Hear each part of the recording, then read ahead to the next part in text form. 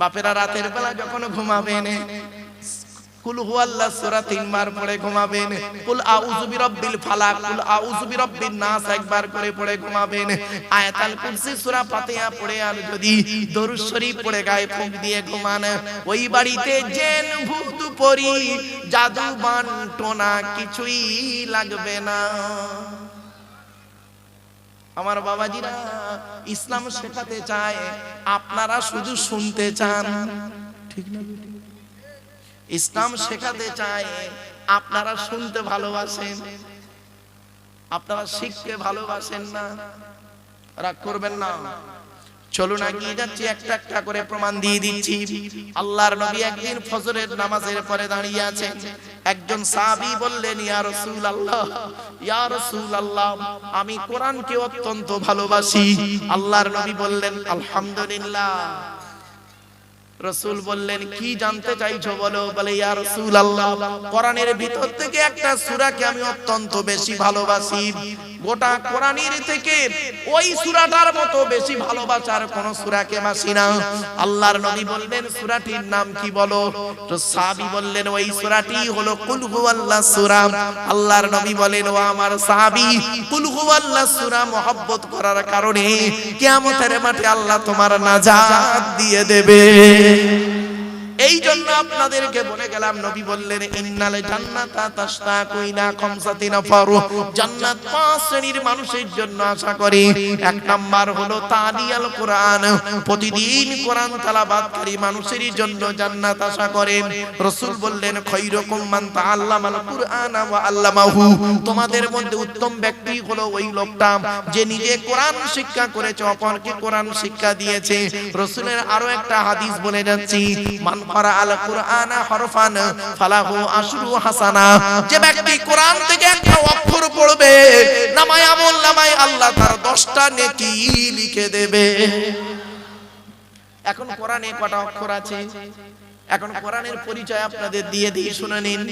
এই কোরআন আল্লাহর তরফ থেকে জিবরাইলের মাধ্যমে হযরত মুহাম্মদ সাল্লাল্লাহু আলাইহি ওয়াসাল্লামের উপরে আরবের মক্কা নগরের নিকটবর্তী একটি গুহা, গুহাটির নাম হলো হেরা। হেরা নামক গুহাতে 610 খ্রিস্টাব্দে 1 ফেব্রুয়ারি সোমবার কোরআনের প্রথম আয়াত নাজিল হলো, ইকরা রিড, পড়ো পড়ো পড়ো। এই কোরআনের ভিতরে কি আছে?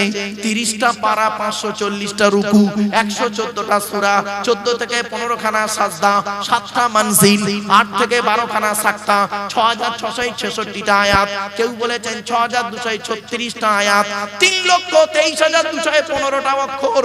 এই কোরআন 22 বছর 9 মাস 14 দিন, কম বেশি 23 বছর ধরে কোন ঘটনাকে কেন্দ্র করে, কোন ব্যক্তিকে কেন্দ্র করে, কোন বস্তুকে কেন্দ্র করে, কোন জায়গাকে কেন্দ্র করে কোরআনের আয়াতগুলো নাজিল হয়েছে। 6000 আয়াত নাজিল হয়েছে, 12,000 জায়গায় নাজিল হয়েছে। কটা জায়গার নাম জানেন? শুধু মক্কা আর মদিনাই তো জানেন। ওই সূরার প্রথমে লেখা আছে সূরাতুল বাকারা মাদানিয়া, ওইটুকুই জানেন। 12,000 জায়গায় নাজিল হয়েছে এই কোরআনের আয়াতগুলো।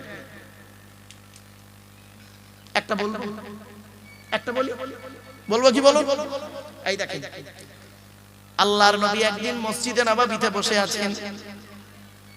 আল্লাহর নবীর ডান দিকে বসেছিলেন হযরত আবু বকর সিদ্দিক রাদিয়াল্লাহু তাআলা আনহু, নবীর বাম দিকে বসতেন হযরত ওমর ফারুক রাদিয়াল্লাহু তাআলা আনহু।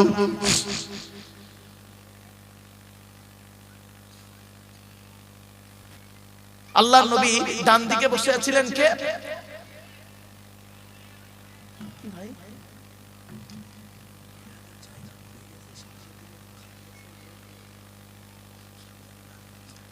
ও মা বোনেরা, আপনাদের জায়গা অত্যাধিক হয়ে গেছে, মানে মা বোনেরা প্রচুর এসেছেন। আমি আজকের মা বোনদের সম্পর্কে কিছু আলোচনা রাখবো ইনশাআল্লাহ। আমার মায়েরা বোনেরা, আপনারা একটু আগিয়ে এগিয়ে আসুন। মা, আপনি বসুন, অন্যকে বসার সুযোগ করে দিন। এজন্য আপনাদেরকে আমি অনুরোধ করছি, মায়েরা বোনেরা আপনারা একটু আগিয়ে এগিয়ে আসুন, পেছনে মায়েদেরকে বোনেদেরকে বসার সুযোগ করে দিন। চলেন প্লিজ অ্যাটেনশন এদিকে। আল্লাহর নবীর ডান দিকে বসেছিলেন কে? আচ্ছা, হযরত আবু বকর নবীজির কে হন? শ্বশুর হন। কে? শ্বশুর। আচ্ছা, কে বড়, জামাই বড় না শ্বশুর বড়?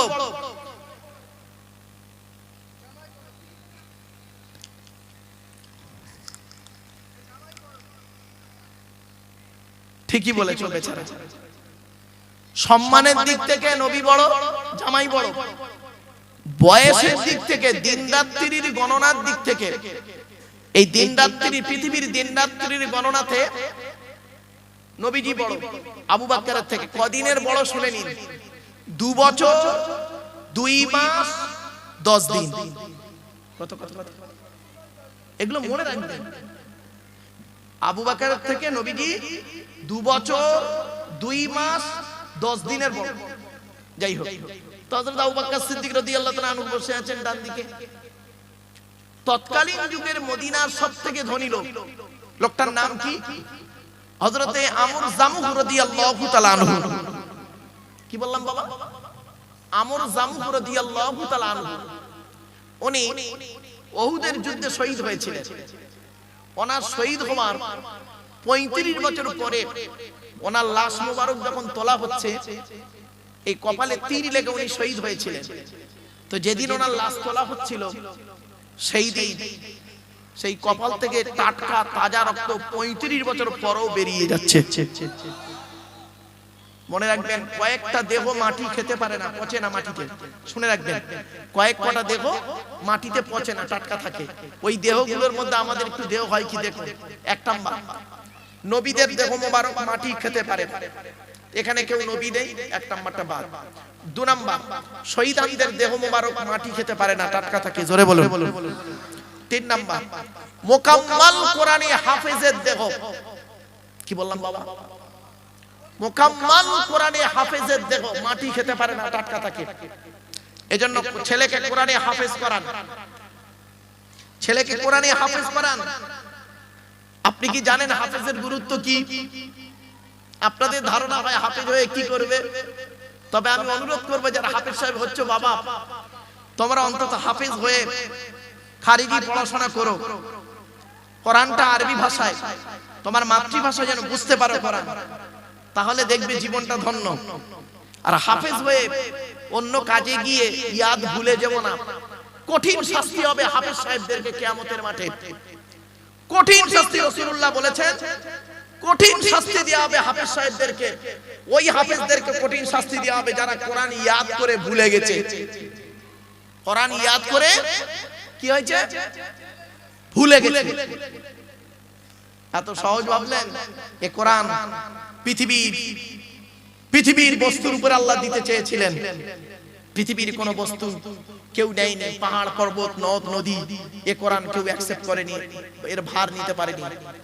লাউ আনজালনা হাযাল কুরআনা আলা জাবালিন লারাইতাহু খাশিআম মুতাসাদ্দিয়াম মিন খাশিয়াতিল্লাহ। কোরআনের আয়াত বাবা। এই কোরআনকে যদি আমি পাহাড়ের উপর অবতীর্ণ করতাম, পাহাড় চূর্ণ বিচূর্ণ হয়ে যেত। কিন্তু আমি এই কোরআনকে মানুষের উপর অবতীর্ণ করেছি। মুহাম্মদ সাল্লাল্লাহু আলাইহি সাল্লামের উপর কোরআন অবতীর্ণ হয়েছে।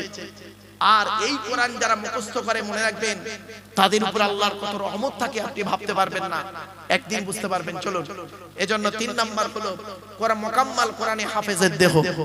বারে বারে কিন্তু শব্দটা দুবার বলেছি, মুকাম্মাল কোরআনী হাফেজের দেহ। ওই হাফেজ সাহেবের কথা বলিনি।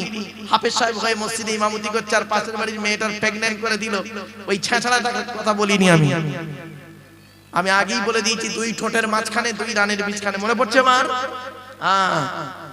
চলো, 4 নাম্বার হলো হাক্কানি আলেমের দেহ মাটি খেতে পারে না, টাটকা থাকে। 5 নাম্বার হলো মুয়াজ্জিনের দেহ। 12 বছর যদি কেউ নিঃস্বার্থভাবে আযান দেয়, ওই দেহ মাটি খেতে পারে না, টাটকা থাকে। 6 নাম্বার হলো হালাল খানেওয়ালা মানুষের দেহ। হালাল খানেওয়ালা মানুষের দেহ মাটি খেতে পারে না, টাটকা থাকে। এজন্য মা বোন বাবাজি যুবক ভাইদের বলে যাচ্ছি, হারামের বিরিয়ানি ভাতের থেকে হালালের ডাল ভাতটাই ভালো।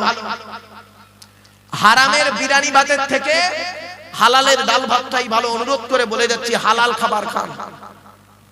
হালাল খাবার খেয়ে আপনি 2 রাকাত নামাজ পড়বেন, কবুল হয়ে যাবে। আর হারাম খাবার খেয়ে ওমরা করবেন, 10-12 হজ করবেন, ও হজ কবুল হবে না। হজে না গিয়েও হজ কবুল হয়েছে, হজে না গিয়েও হজ কবুল হয়েছে। দাঁড়ান, আমি যদি ভুলে যাই এটা মনে করিয়ে দেবেন। আগে এই কথাটা শুনে নিন। তো হযরত আমর জামুক রাদিয়াল্লাহু তাআলা আনহু আসছেন, হযরত আবু বকর সিদ্দিক রাদিয়াল্লাহু তাআলা আনহু বলছেন, ইয়া রাসূলুল্লাহ, এলাকার সবথেকে ধনী লোকটা আপনার কাছে আসছে, ওই দেখুন ওই আসছে। নবীজি বললেন আসতে দাও। উনি এলেন, সালাম দিলেন, নবীজি সালামের জবাব দিলেন। নবীজি বললেন বসো, বসলেন। কিছুক্ষণ পরে উনি নবীকে একটা প্রশ্ন করলেন, শুনে নিন। আল্লাহর নবীর সাহাবীরা জীবনে নবীকে 17টা প্রশ্ন করেছেন। কটা কটা? যতদিন বাঁচবেন এটা মনে রাখবেন, কোরআনে আছে। নবীজির সাহাবীরা নবীকে জানার জন্য, শেখার জন্য, বোঝার জন্য জীবনে কটা প্রশ্ন করেছে বললাম? 17টা। আর বাকি প্রশ্ন করেছে অমুসলিমরা। সেই 17টার মধ্যে এই একটা কি, উনি বলছেন, আমর জামুক রাদিয়াল্লাহু তাআলা আনহু রাসূলকে বলছেন, ইয়া রাসূলুল্লাহ, আল্লাহ আমার অনেক অর্থ দিয়েছে। তা নবীজি বললেন, আল্লাহ যাকে চায় তাকে অর্থ দেয়। তুমি কি জানতে চাইছো বলো? সাহাবী বললেন, ইয়া রাসূলুল্লাহ, এই টাকা পয়সাগুলো কোথায় ব্যয় করলে আল্লাহ খুশি হবেন, যদি একটু বলে দিতেন, মরে যাওয়ার আগে টাকা পয়সাগুলো আমি সেই জায়গাতে ব্যয় করে চলে যেতাম। প্রশ্নটা ভালো না খারাপ? ভালো। উনি প্রশ্নটা করে বসে আছেন, ব্যাস ওনাকে কেন্দ্র করে কোরআনে আল্লাহ জিবরাইলকে বললেন, জিবরাইল এলেন, কোরআনের এই আয়াত তখন নাযিল হলো ওনাকে কেন্দ্র করে। কি শুনে নিন, টাকা পয়সা কোথায় ব্যয় করবেন সর্বপ্রথম শুনে নিন। ইয়াসআলুনাকা মাযা ইউনফিকুন কুল মা আনফাকতুম মিন খায়রিন ফালিল ওয়ালিদাইনি ওয়াল আকরাবিন। 2 নম্বর পারার 12 নম্বর পৃষ্ঠা 13 নম্বর লাইন, সূরার নাম সূরা বাকারা। আল্লাহ বললেন, নবী তোমার করা প্রশ্ন হচ্ছে টাকা পয়সা কোথায় ব্যয় করলে আল্লাহ খুশি হবে। কুল, নবী তুমি বলে দাও, মা আনফাকতুম মিন খায়রিন, সর্বপ্রথম টাকা পয়সা তোমরা তোমাদের বুড়ো বুড়ি বাম্মার পিছনে ব্যয় করবে, আল্লাহ খুশি হয়ে যাবে। কার পিছনে? বাপের ভাত দেয় না, মার ওষুধ কেনার পয়সা দেয় না, শাশুড়িকে হজে নিয়ে যাচ্ছে, উনি আবার ভালো জামাই হয়েছে। ছি ছি ছি ছি ছি ছি। আগে ভালো ছেলে হন, পরে ভালো জামাই হবেন। আর আমরা ভালো জামাই হতে পেরেছি, ভালো ছেলে হতে পারিনি। একটা ছোট্ট উদাহরণ দিই। আমার শ্বশুর লোককে কি বলে জানেন? আমার জামাই খুব ভালো। আমার শাশুড়ি লোককে কি বলে জানেন? আমার জামাই খুব ভালো। আমার জন্মদাতা বাপটা কি বলে শুনবেন? ওকে জন্ম দিয়ে পাপ করেছি। পেটে ধরা মাটা কি বলে শুনবেন? পেটে ধরে ভুল করেছি। কেন? যে মা 10 মাস 10 দিন গর্ভে ধারণ করলো, দুনিয়ার মুখটা বড় কষ্ট করে দেখালো, শীতকাল, বর্ষাকাল, গ্রীষ্মকাল কোনো কালকে দেখলো না, আঁচল ঢাকা দিয়ে নিয়ে রাখলো, সেই মাকে তুমি কার মাধ্যমে, কি কারণে তুমি সেই বাম্মাকে কাঁদালে? সেই বাম্মার তোমার দিকে এই ভালোবাসার নজরে তাকায় না? শুনে নিন, 75 বছরের বুড়ো বাপটা যদি 50 বছরের ছেলেকে একবার আব্বা বলে ডাকে, মনে রাখবেন 75 বছরের বুড়ো বাপের আব্বা ডাকটা হলো আল্লাহর রহমতের আরশে আজিমের ডাক। বাস্তব কথা বললাম, কথাটা শুনতে হয়তো খারাপ লাগছে, অতি বাস্তব কথা। এই কোরআনে আছে আল্লাহর নবীদের পরই স্থান হলো বাপ আর মায়ের। আর এই কোরআনে আছে বাপ আর মায়ের সেবা যত্নের কথা আছে 16 জায়গায়। কত কত 16টা জায়গায় শুধু আল্লাহ বলেছেন বাম্মার সেবা যত্ন করো। তুমি বাম্মার সেবা যত্ন করো নাই। এই আয়াত যখন নাজিল হয়ে গেল, একজন ব্যক্তি উঠে দাঁড়িয়ে বলছে, ইয়া রাসূলুল্লাহ, আমি যুদ্ধের ময়দানে গিয়েছিলাম, এসে দেখছি আমার মা মারা গেছে, এখন আমি কি করব? আল্লাহর নবী বললেন, তুমি তোমার মায়ের জন্য দুটো কাজ করবে। 1 নাম্বার, তুমি তোমার মায়ের জন্য রুহে মাগফিরাতের দোয়া চাইবে, যেন তোমার মাকে আল্লাহ পাক জনমের মতো ক্ষমা করে দেয়। 2 নাম্বার হলো তুমি তোমার মায়ের জন্য দান খয়রাত করবে, তোমার মা যেন কবরে শুয়ে শুয়ে সওয়াব পায়। আর একজন ব্যক্তি উঠে দাঁড়িয়ে বলছেন, ইয়া রাসূলুল্লাহ, ইয়া হাবিবাল্লাহ, হুজুর আমার বাপও নেই মাও নেই, দুজনেই অন্ধকার নীরব নগরে চলে গেছেন। আল্লাহর নবী বললেন, তুমি কি করবে শুনে নাও। মান যারা কবরা আবাওয়াইহি আও মাগদিহিমা ফি কুল্লি জুমআতিন গুফিরা লাহু ওয়া কুতিবা লাহু বারাআ। নবী বলেন, জুম্মার দিনে যদি কোনো ছেলে তার বাপ আর মায়ের কবরটা একবার জিয়ারত করে, ওই ছেলের দোয়ার ওসিলায় বাপ মার কবরটাকে আল্লাহ পাক আলোয় আলোকিত করে দেয়। মাসে যদি 4টে শুক্রবার হয়, বছরে 4 12 48, 8 বার যান আপনি। আবার শবে বরাতের রাতে শুধু বাপের কবরের ধারে যান তো, আপনি তো এইরকম সন্তান। তা আপনি মনে রাখবেন, আপনি মরে গেলে আপনার ছেলে আপনার কবরের ধারে যাবে, আশা করলেন কি করে? আপনি আপনার বাপের নামে দান খয়রাত করেননি, আপনি আপনার বাপের কবর জিয়ারত করেননি, আর আপনি মরে গেলে আপনার ছেলে আপনার নামে দান খয়রাত করুন, আপনি এই আশা করলেন কোন লজ্জায়? বিবেককে প্রশ্ন করুন। হজে যাবে? হজে দেখুন, হজে যাওয়ার একটা সুন্দর কথা বলি, মনে পড়েছে, বলেছিলাম না একটা কথা আপনাদের, শুনে নিন। হজে না গিয়ে হজ কবুল হয়েছে, বলবো, শুনে নিন। লোকটার নাম হলো আব্দুল্লাহ ইবনে মুবারক রাহমাতুল্লাহ আলাইহি। কি বললাম? জোরে বলুন। আব্দুল্লাহ ইবনে মুবারক। শুনে নিন, এই মা বোনেরা ভালো করে শুনে নিন। লোকটার নাম হলো আব্দুল্লাহ ইবনে মুবারক রাহমাতুল্লাহ আলাইহি। সেই জামানায়, ওনার জামানায় উনি ছিলেন সবথেকে বড় আলেম আর বড় আল্লাহওয়ালা মানুষ। আব্দুল্লাহ ইবনে মুবারক রাহমাতুল্লাহ আলাইহি উনি হজে যাবেন, ওনার বন্ধুও হজে যাবেন, 2 বন্ধু একসঙ্গে হজে যাবেন। এমত অবস্থায় করেছেন কি, সব কমপ্লিট, হজে যাবেন। কয়েকদিন আগের ঘটনা, ওনার ছোট ছেলেটা বাড়ি আসছেন কাঁদতে কাঁদতে। উনি ছেলেকে জিজ্ঞাসা করছে, আব্বা তুমি কাঁদো কেন? বাচ্চা ছেলেটি বলছে, আব্বা গ্রামে একটা লোক বাড়িতে গোশত রান্না করে খাচ্ছে, আমি তার বাড়িতে গিয়ে একটু গোশত চাইলাম, আমাকে দিল না, আমাকে রাগ করে ভৎসনা করে তাড়িয়ে দিল, তাই কাঁদছি। আব্দুল্লাহ ইবনে মুবারক রাহমাতুল্লাহ আলাইহি মনে করলেন, না জানি হয়তো লোকটার সঙ্গে আমার কোনো দুশমনি ছিল, লোকটা আমার প্রতি কোনো রাগ আছে, সেজন্য রাগটা আমার প্রতি তুলতে না পেরে আমার বাচ্চার প্রতি তুলেছে। যাই, হজে যাওয়ার আগে তার কাছে একটু ক্ষমা চেয়ে আসি। ছেলেটার হাতটা ধরে লোকটার বাড়িতে গেছে, দরজা বন্ধ, বালা নাড়া দিয়েছে। লোকটা ভেতর থেকে দরজা খুললো, খুলেই দেখছে জামানার সব থেকে বড় আলেম আব্দুল্লাহ ইবনে মুবারক আমার দরে হাজির। আসসালামু আলাইকুম হুজুর, আসুন আসুন আসুন, ভেতরে আসুন। বলছে, না বাবা আমি ভেতরে যাব না বাবা, তোমাকে একটা কথা জিজ্ঞাসা করব। বলছে, কি হুজুর বলুন। এই বাচ্চাটা আমার বাচ্চা তুমি জানো? বলছে, জি হুজুর জানি তো আপনার বাচ্চা, জানি আমি। তুমি বাড়িতে আজকে গোশত রান্না করে খাচ্ছ? জি হুজুর, গোশত রান্না করে বাচ্চাদের নিয়ে খাচ্ছি। তা আমার এই বাচ্চাটা তোমার কাছে একটু গোশত চেয়েছিল? বলছে, জি। তা বাবা তুমি তাকে গোশত না দিয়ে ভৎসনা করে একটু রাগ করেছো? বলছে, জি হুজুর। কেন বাবা, একটা বাচ্চা ছেলেকে একটু গোশত দিলে কি ক্ষতি ছিল? তখন লোকটা মাথাটা হেঁট করে, মাথাটা যখন তুলেছে না, দুটো চোখ থেকে অঝর নয়নে পানি ঝরছে। তো বলছে, বাবা কাঁদছো কেন?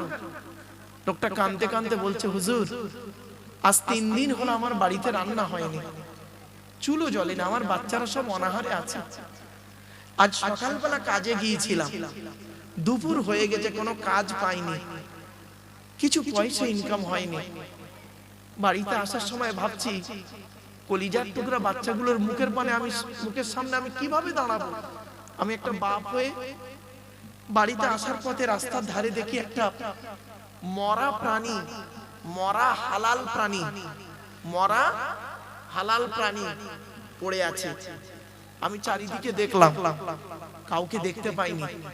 ছুরি দিয়ে ওই মরা হালাল প্রাণীর গোশত কেটে নিলাম, কেটে নিয়ে বাড়িতে এসে রান্না করে খাচ্ছি। মরা হালাল প্রাণীর গোশত আমার জন্য হালাল, কিন্তু আপনার বাচ্চার জন্য হারাম। কিছু বুঝতে পারছেন? আয়াতটা দি, ইন্নামা হাররামা আলাইকুমুল মাইতাতা ওয়াদ-দামা ওয়া লাহমাল খিনজির ওয়া মা উহিল্লা বিহি লিগাইরিল্লাহ ফামানিতুররা গায়রা বাগিন ওয়ালা আদিন ফালা ইসমা আলাইহি। আল্লাহ বলছে, সহজ কথা বলছি, মদ, এই শুকরের মাংস, রক্ত, মৃত, আল্লাহ ছাড়া অন্যের নামে যেটা উৎসর্গ হয়েছে, এই চারটে বস্তু তোমাদের জন্য হারাম। তবে এমন একটা জায়গায় গিয়েছো, এমন পরিস্থিতির মধ্যে পড়েছো যেখানে ওইটা ছাড়া তোমার কোনো উপায় নেই, তখন তুমি খাবে, আমি আল্লাহ কোনো গোনা লিখবো না।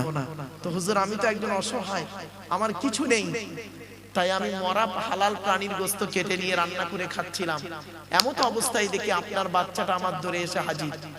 এখন আমি চিন্তা করলাম, এই মরা হালাল প্রাণীর গোশত আমার জন্য হালাল, আমার বাচ্চাদের জন্য হালাল, আপনি তো হাজি মানুষ, হজ করতে যাবেন, আপনার জন্য, আপনার বাচ্চার জন্য তো হারাম।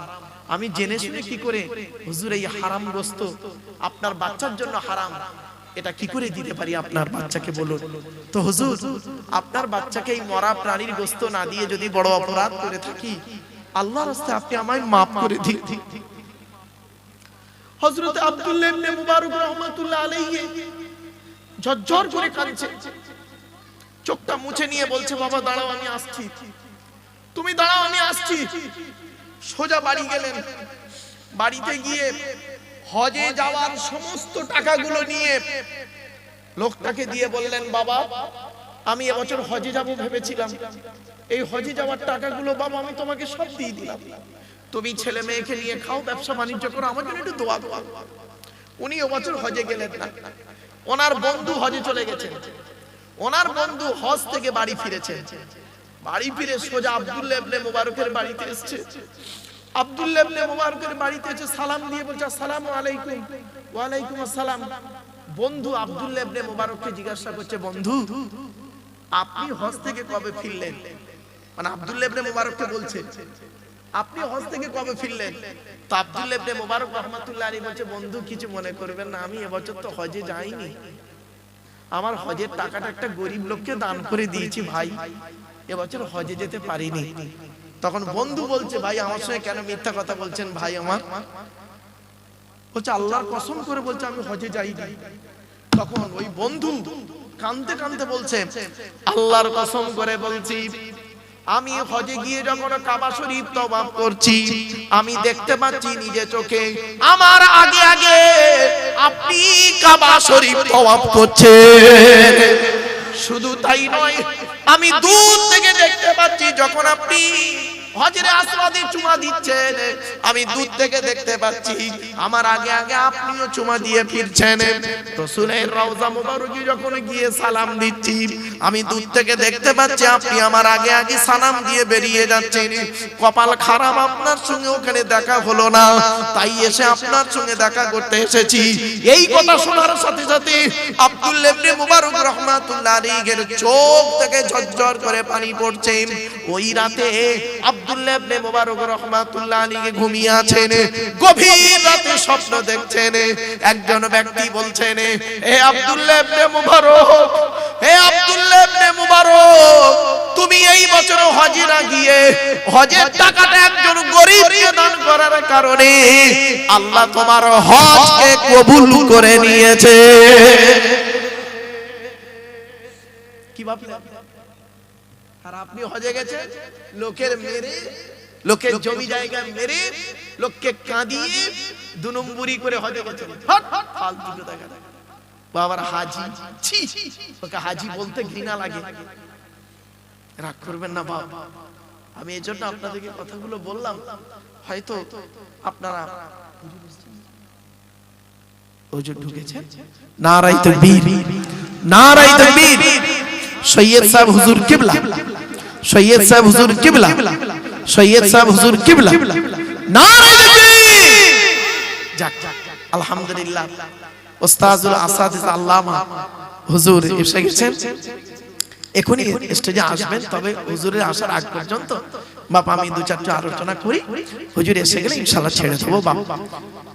বাপেরা, বহু আলেমের উস্তাদ, বহু বক্তার উস্তাদ, কি ভাবছেন?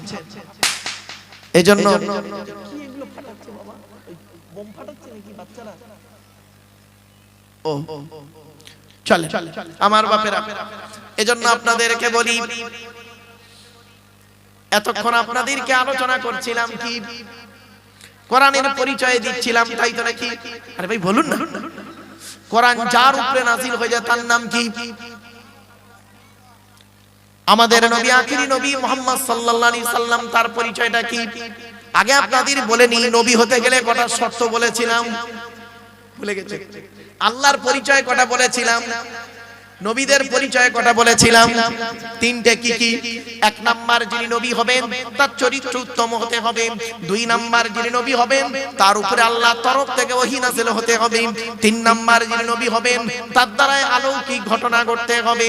একটা হোক বা 50টা হোক, পৃথিবীতে যত নবী এসেছেন প্রত্যেক নবীর মাধ্যমে আল্লাহ পাক 1 থেকে 50টার ভিতরে মুজিজা দিয়েছেন। আমার নবী বিশ্ব নবী কুল কায়নাতের রাসূল রাহমাতুল লিল আলামিন মুহাম্মদ সাল্লাল্লাহু আলাইহি সাল্লামের মাধ্যমে আল্লাহ পাক 1000এরও বেশি মুজিজা দিয়েছেন। তার মধ্যে সর্বশ্রেষ্ঠ হলো কোরআনুল মাজিদ। 1000 মুজিজা কটা জানেন? 3-4টা তো খুব বেশি হলে 20টা বলতে পারবেন, তার বেশি পারবেন না। খুব বেশি হলে 50টা। চলো এখন আমাদের নবীর পরিচয়টা একটু জেনে নিন। আমাদের নবীর নাম মুহাম্মদ সাল্লাল্লাহু আলাইহি সাল্লাম, তাই তো নাকি? নবী কোন বংশে জন্মগ্রহণ করেছেন? কোন বংশে? কুরাইশ। কার নাম কুরাইশ? তবে পরিচয়টা আপনাদের দেব, সুবহানাল্লাহটা জোরে বলতে হবে, পারবেন তো? হ্যাঁ চলুন। কোন বংশ বললেন? মুহাম্মাদের বাপের নাম আব্দুল্লাহ, আব্দুল্লাহর বাপের নাম আব্দুল মুত্তালিব, আব্দুল মুত্তালিবের বাপের নাম আব্দে মান্নাফ, আব্দে মান্নাফের বাপের নাম হাশিম, হাশিমের বাপের নাম কুসাই, কুসাইয়ের বাপের নাম কিলাব, কিলাবের বাপের নাম মুররা, মুররার বাপের নাম লুবাই, লুবাইয়ের বাপের নাম কাব, কাবের বাপের নাম গালিব, গালিবের বাপের নাম ফিগির, ফিগির থেকে কুরাইশ বংশ এসেছে। নবীর বাপের নাম আব্দুল্লাহ, মায়ের নাম আমিনা, দাদার নাম আব্দুল মুত্তালিব, দাদির নামটা কি? নেতিলা বিনতে খব্বাব, ব্রাকেটে ফাতেমা, কেউ বলেছেন সামিরা। নবীর নানার নাম হলো আব্দুল ওয়াহাব জুহরি, নবীর নানির নাম হলো বারিরা বা বাররা, নবীর দুধমার নাম হলো হালিমা, নবীর দুধ বাপের নাম হলো হারেস, নবীর দুধ ভাইয়ের নাম আব্দুল্লাহ, নবীর বাপের নাম আব্দুল্লাহ, নবীর দুধ ভাইয়ের নাম আব্দুল্লাহ। দুটো জনে করে ফেলবেন না। নবীর জন্ম 570 খ্রিস্টাব্দে। ইংরেজি কি মাস ছিল? 29 আগস্ট। আরবি মাস ছিল রবিউল আউয়াল মাস 12 তারিখ, মতান্তরে 9 তারিখ, সোমবার শবে সাদেকের সময় আরবের মক্কা নগরে কুরাইশ বংশে নবীর জন্ম। নবীর বাপেরা হলো 10 ভাই, নবীর মায়েরা হলো 19 বোন। নবীর 9টা চাচা, 18টা খালা, 6টা ফুফু, 7টা ছেলে মেয়ে। আপনি তো নবীর কিছুই জানেন না, শুধু আই লাভ মুহাম্মদ সাল্লাল্লাহু আলাইহি ওয়াসাল্লাম এইটুকুই জানেন। আগেই বলেছিলাম, ভালোবাসা ভালো লাগা দুটো এক নয়। নবীর 9টা চাচার নাম কি? বড় চাচার নাম হারেস, কি বললাম? হারেস, জুবায়ের, মুকাইয়িম, ফাইদাক, জাইদাক, আবু লাহাব, হামজা, আব্বাস, আবু তালেব। নবীর বাপ হলো আব্দুল্লাহ। নবীর 7টা ছেলে মেয়ে, 3টে পুত্র সন্তান, 4টে কন্যা সন্তান। 3টে পুত্র সন্তানের নাম কি? বড় ছেলেটার নাম হলো কাসেম, পরের ছেলেটার নাম হলো তাহের বা তৈয়ব, ছোট ছেলেটার নাম হলো ইব্রাহিম। নবীর সবথেকে যে সন্তানটা বেশি দিন বেঁচে ছিলেন, পুত্র সন্তান, 17 মাস 14 দিন। 17 মাস 14 দিন। নবীর জন্ম ইংরেজি তারিখটা কত বললাম? 29 আগস্ট। কত? 29 আগস্ট নবীর জন্ম, সোমবার। আর নবীর আকিকা হয়েছিল 5 সেপ্টেম্বর। নবীর আকিকা হয়েছিল 5 সেপ্টেম্বর। 7 দিনের মাথায় নবীজির আকিকা করা হয়েছিল, মনে রাখবেন এগুলো। এবার আসছি, নবীর 4টে কন্যা সন্তান। বড় মেয়েটার নাম হলো যায়েনাব, রুকাইয়া, উম্মে কুলসুম। ছোট মেয়েটার নাম হলো ফাতেমা, যার সঙ্গে নবীজি হযরতে আলী রাদিয়াল্লাহু তাআলা আনহু বিবাহ দিয়েছিলেন। ঠিক না বেঠিক? চলুন এখান থেকে একটা শিক্ষা নিয়ে নিন, কোন ছেলেকে জামাই করবেন আমার মা বোনরা ভালো করে শুনে নিন, কোন ছেলেকে জামাই করবেন, যাই তাই ছেলেকে জামাই করতে যাবেন না। আর কোন মেয়েকে বৌমা করবেন, যাই তাই মেয়েকে বৌমা করতে যাবেন না। খালি সাদা চামড়া দেখে ছুটবেন না, সব সাদা চামড়ার মেয়ে ভালো নয়। বাংলায় একটা কথা আছে, নদীর জল ঘোলা ভালো, জাতের মেয়ে কালো ভালো। কিছু বুঝতে পারছেন? কোন ছেলেকে জামাই করবেন, কমসে কম যে ছেলের মধ্যে দুটো গুণ পাবেন। দুটো। কোন মেয়েকে বৌমা করবেন, যে মেয়ের মধ্যে কমসে কম 6টা গুণ পাবেন। আগে ছেলেদেরটা শুনে নিন। 1 নাম্বার ছেলেটি সৎ ছেলে কিনা খবর নেবেন। সৎ কাকে বলে বক্তব্যের শুরুতেই আমি আপনাদেরকে বলেছিলাম, মনে পড়ছে না ভুলে গেছেন? 2 ঠোঁটের মাঝখানে 2 রানের বীজখানে খবর নিয়ে দেখবেন। আপনি তো খালি মেয়ে দেখতে গেলে, ছেলের বিয়ে দিতে গেলে মেয়ের চরিত্রটা কেমন দেখেন, মেয়ের মা কেমন, মেয়ের বাপ কেমন, মেয়ে কটা প্রেম করেছে, আর ছেলের বাপ যে কি নষ্ট করেছে এটা দেখেন না কেন?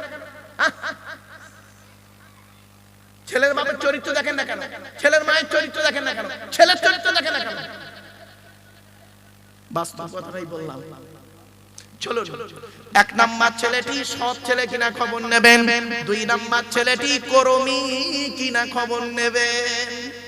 বাপের হোটেলে খায় এমন ছেলেকে জামাই করবেন না, ফেঁসে যাবেন। ছেলেটা পরিশ্রম করে কিনা খবর নেবেন। এবার আসছি কোন মেয়েকে বৌমা করবেন, যাই তাই মেয়েকে বৌমা করবেন না। আমার মা বোনদের বলে যাচ্ছি, মায়েরা বোনেরা ভুল বুঝবেন না, যে মেয়ের মধ্যে কটা গুণ বলেছি বলো। কোথায় আছে? চলো কটা গুণ? মুসলিমাতিন, মুমিনাতিন, কানিতাতিন, তাইবাতিন, আবিদাতিন, সাইহাতিন, সাইয়্যিবাতিন ওয়া আবকারা। 28 নম্বর পারা 19 নম্বর পৃষ্ঠা 11 নম্বর লাইন, সূরার নাম সূরা তাহরীমের 5 নম্বর আয়াত। 1 নাম্বার দেখবেন মেয়েটি মুসলমান কিনা খবর নেবেন। 2 নাম্বার দেখবেন মেয়েটি বিশ্বাসী মেয়ে কিনা খবর নেবেন। 3 নাম্বার খুব ইম্পর্টেন্ট কি জানেন, কানিতাতিন, আনুগত্যশীলা মেয়ে কিনা খবর নেবেন।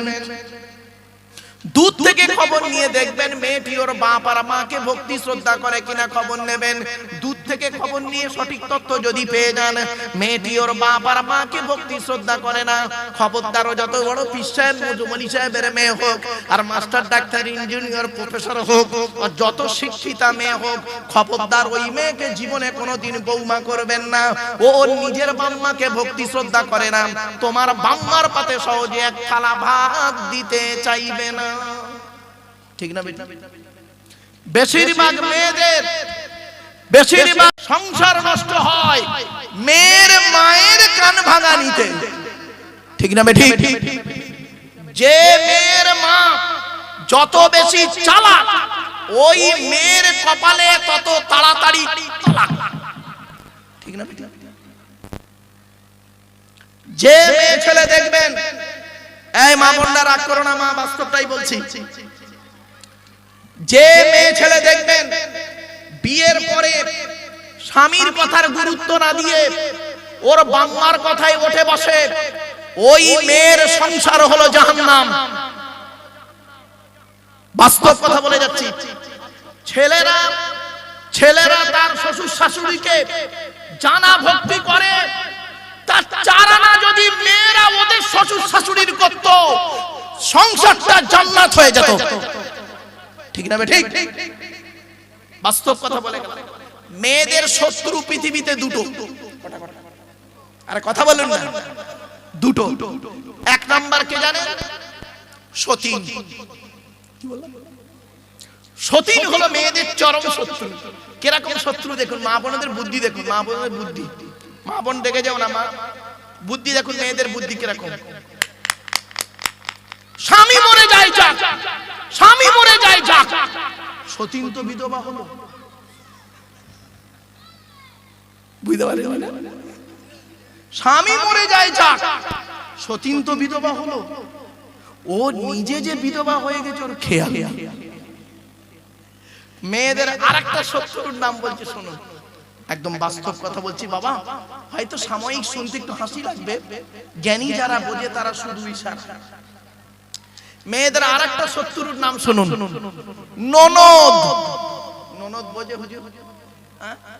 ননদ। এজন্য আপনাদেরকে বলে যাচ্ছি, বোনেদেরকে যখন ছোলা চিনি জামা কাপড় টাকা পয়সা দেবেন, বউকে না যাইনে দেওয়াটাই হলো উত্তম। আর এখানে অনেকে আছে বউ পাগলা বিবির গোলাম, বোনকে একটা শাড়ি দিচ্ছে, বোনকে একটা শাড়ি দিচ্ছে বউকে জানিয়ে, জানো সোনা এইটা বোনকে দিচ্ছি, ওর কলজা ফেটে যাবে।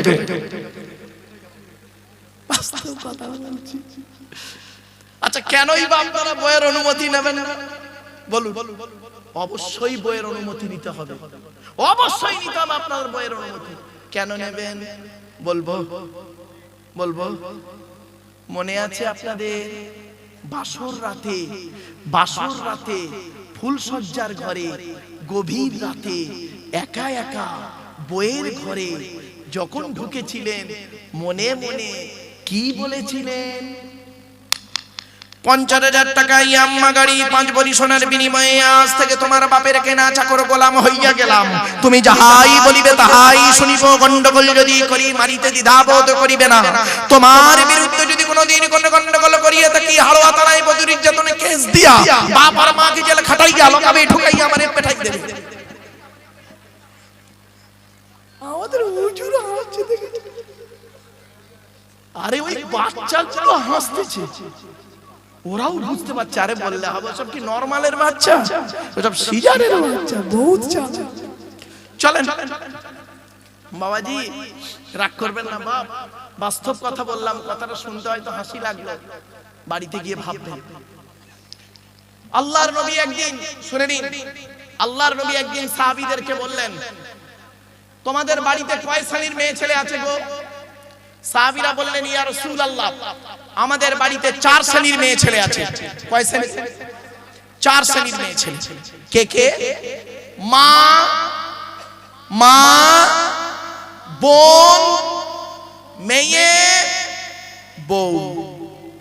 মা, বোন, মেয়ে, বউ। নবীজি বললেন, তোমরা কি করে বুঝবে এই 4 শ্রেণীর মেয়ে ছেলে জান্নাতি না জাহান্নামী? মারাত্মক প্রশ্ন। মা বোনেরা শুনে নিন, সাহাবীরা পুরো চুপ। জান্নাতি না জাহান্নামী বলবো কি করে, সম্ভব? আল্লাহর নবী বললেন, যে সমস্ত মেয়েদের মধ্যে কমসে কম 6টা অভ্যাস থাকবে। কটা?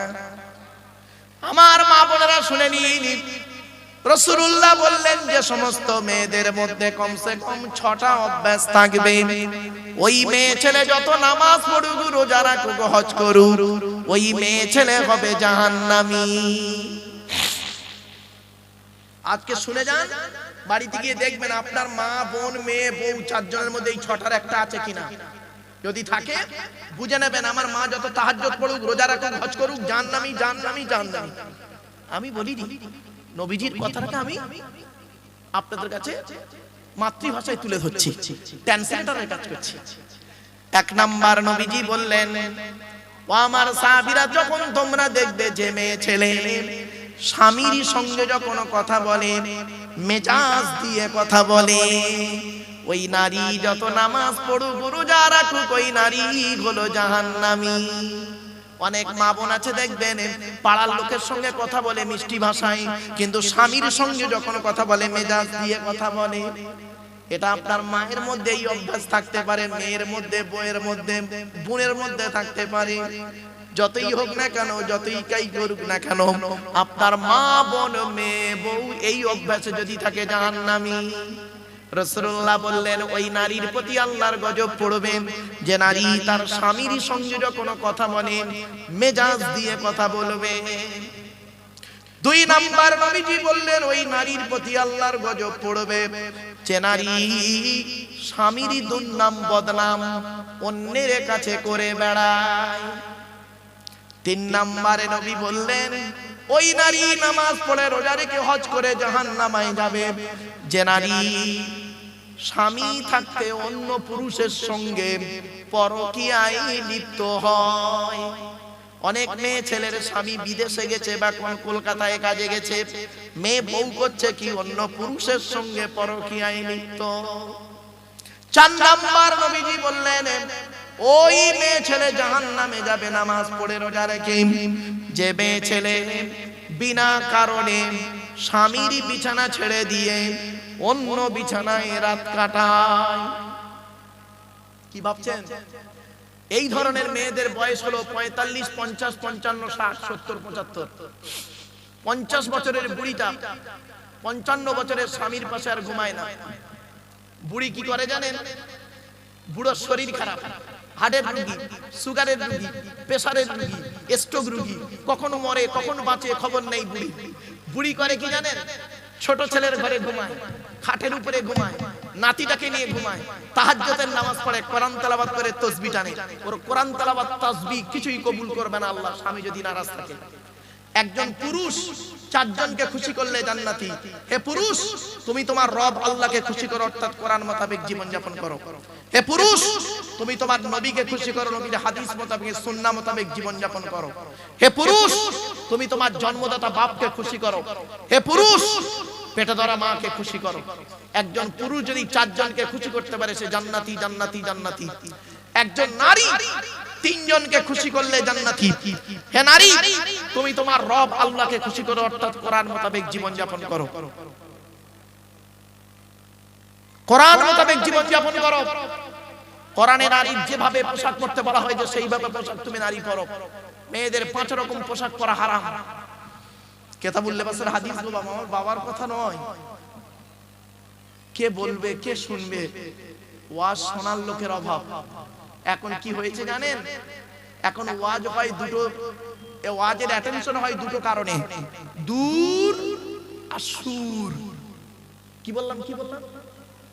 দূর আর সুর।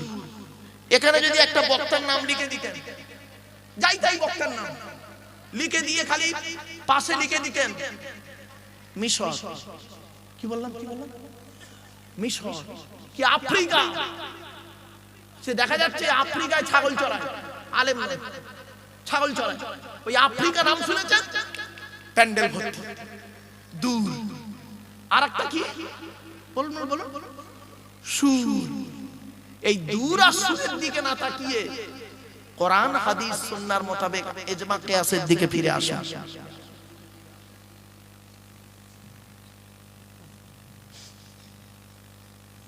আমার বাপের আসুন, কটা গুণ হলো? যা এদিকে ও কোরআন দান করলেন নাকি?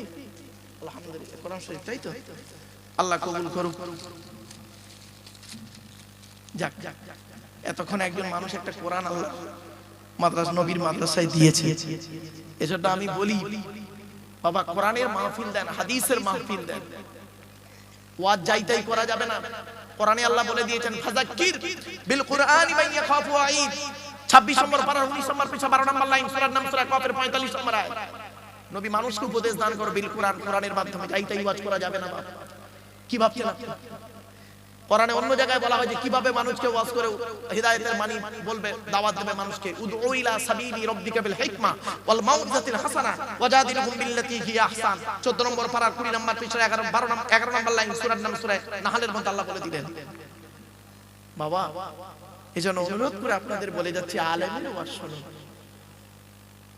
অনুরোধ করে বলে যাচ্ছি, চলো। তাহলে 1 নাম্বার কি বললাম বাবা? যে নারী স্বামীর সঙ্গে মেজাজ দিয়ে কথা বলে, মা বোন না ভালো করে